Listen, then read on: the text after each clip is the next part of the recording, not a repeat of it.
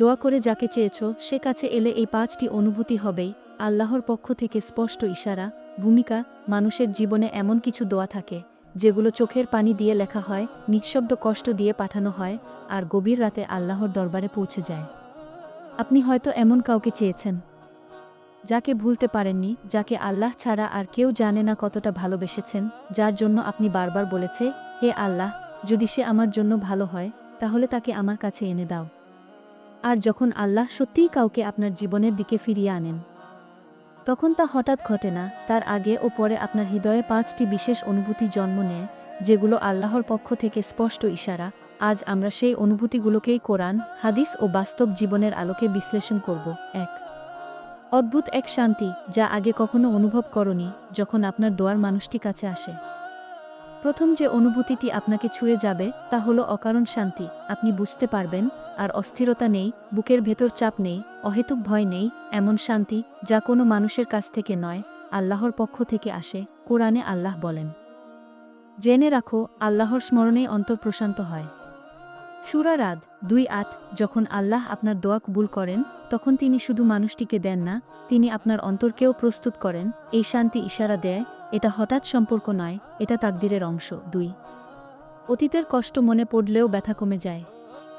একসময় যেসব স্মৃতি আপনাকে কাঁদাতো, যেসব কথা মনে পড়লে বুক ভার হয়ে যেত, সেগুলো হঠাৎ আর তেমন কষ্ট দেয় না, কারণ আল্লাহ যখন কাউকে ফিরিয়ে আনেন তখন তিনি পুরনো ব্যথাকে নিরাময় করে দেন। কোরআনে আছে, তিনি হৃদয়ের ব্যথা নিরাময় করেন। সূরা তাওবা 1:4। আপনি বুঝতে পারবেন, আগে যে কথা মনে পড়লে চোখ ভিজত, এখন সেই কথায় নীরব হাসি আসে। এটা ইশারা যে আল্লাহ শুধু সম্পর্ক ফিরিয়ে আনেননি, তিনি আপনাকে প্রস্তুত করেছেন। 3. অহেতুক ভয় ও সন্দেহ ধীরে ধীরে চলে যায়। আগে আপনি ভাবতেন, সে আবার চলে যাবে না তো, আবার কষ্ট দেবে না তো, আমি কি আবার ভেঙে পড়ব? কিন্তু যখন দোয়ার মানুষটি আল্লাহর ইচ্ছায় আসে তখন আপনার ভেতরের অজানা ভয়গুলো ধীরে ধীরে মিলিয়ে যায়। রাসূল বলেছেন, যার উপর আল্লাহ ভরসা করেন, আল্লাহ তার জন্য যথেষ্ট। তিরমিজি। আপনি অনুভব করবেন এই সম্পর্ক নিয়ে আপনার মনে আর অতিরিক্ত ভয় নেই, কারণ এবার আপনি মানুষে নয়, আল্লাহর সিদ্ধান্তে ভরসা করছেন। এই অনুভূতি ইশারা দেয় এটা পরীক্ষার পুনরাবৃত্তি নয়, এটা আল্লাহর পরিকল্পনার অংশ। 4. দুনিয়ার মোহ কমে যায়, আল্লাহর দিকে মন বাড়ে। এটা খুব গুরুত্বপূর্ণ একটি অনুভূতি। যাকে দোয়া করে পেয়েছেন তার কাছে এসে আপনি হঠাৎ লক্ষ্য করবেন, নামাজে মন বসছে, দোয়া করতে ইচ্ছা করছে, আল্লাহকে ধন্যবাদ দিতে মন চাইছে, কারণ আল্লাহ কখনো এমন কাউকে দেন না যে আপনাকে তার থেকে দূরে নিয়ে যাবে। কোরআনে বলা হয়েছে, পবিত্র মানুষের জন্য পবিত্র জিনিস।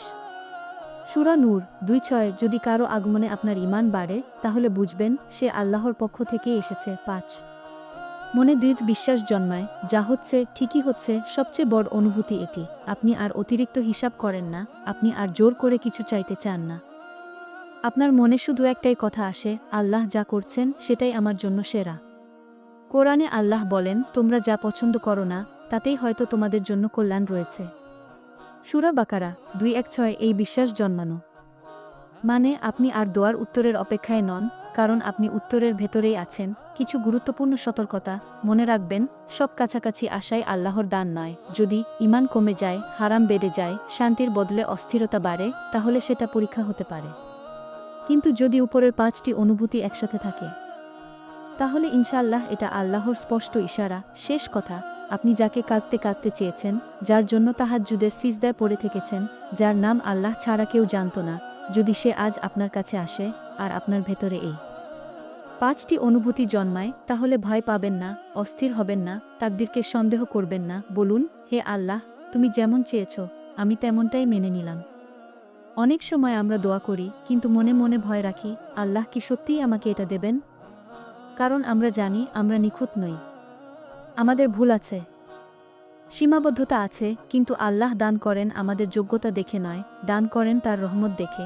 যখন আপনি কাউকে আল্লাহর কাছে কাঁদতে কাঁদতে চেয়েছেন আর একদিন দেখলেন সে আবার আপনার জীবনের কাছাকাছি চলে এসেছে, তখন মনে হবে এটা কাকতালীয় নয়। এই সময় আপনার ভেতরে এক ধরনের আত্মিক কথোপকথন শুরু হয়। মন বলে, আমি কি আবার কষ্ট পাব?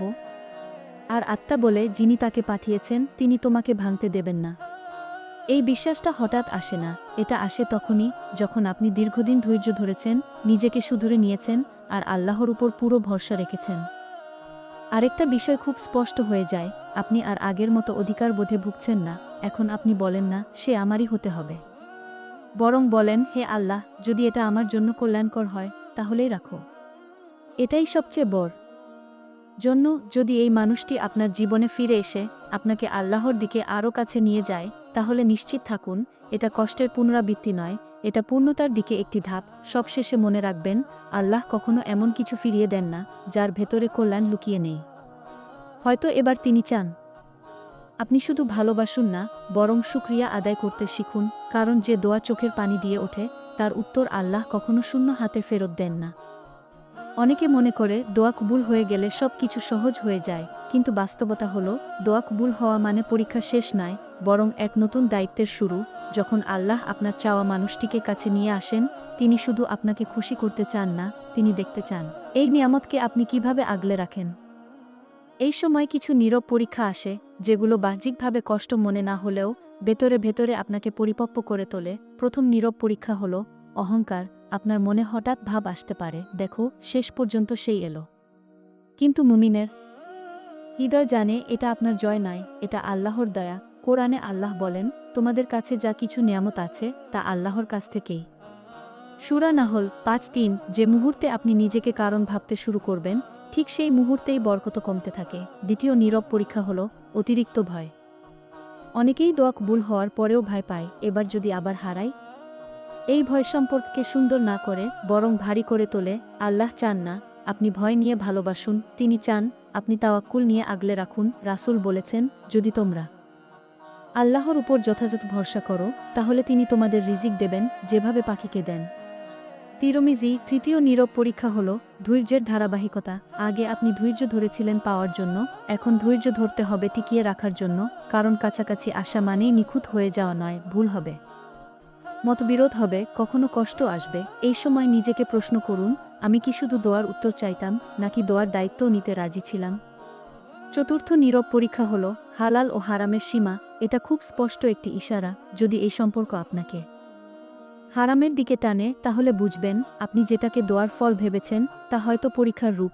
কিন্তু যদি সম্পর্ক আপনাকে সংযত করে, নিজেকে ঠিক রাখতে শেখায়, তাহলে সেটা আল্লাহর পক্ষ থেকে এক বিশুদ্ধ নিয়ামত। কোরআনে বলা হয়েছে, নিশ্চয়ই আল্লাহ পবিত্র। সহিহ হাদিসের অর্থ। পঞ্চম ও সবচেয়ে গভীর পরীক্ষা হল শুকরিয়া। দোয়া কবুল হওয়ার পর অনেকে দোয়া করা কমিয়ে দেয়া, এটাই সবচেয়ে বড় ভুল। কারণ আল্লাহ বলেন, তোমরা যদি শুকরিয়া আদায় করো, আমি অবশ্যই বাড়িয়ে দেব। সূরা ইব্রাহিম ৭। শুকরিয়া মানে শুধু মুখে বলা নয়, শুকরিয়া মানে হল নিয়ামতকে আল্লাহর পথে ব্যবহার করা।